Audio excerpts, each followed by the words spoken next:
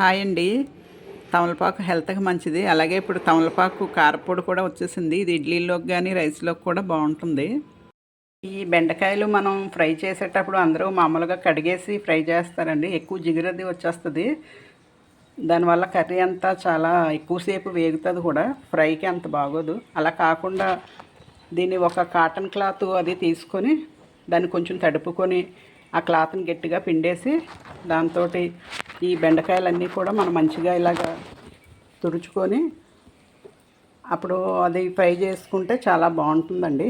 మనకి ఇంకా టైం అది ఉండేలా ఉంటే కనుక కొంచెం ఒక ఎండలో పెట్టి ఓ 10 మినిట్స్ అవి ఎండలో ఉంచి తర్వాత ఫ్రై చేస్తే ఇంకా చాలా బాగుంటుంది కర్రీ.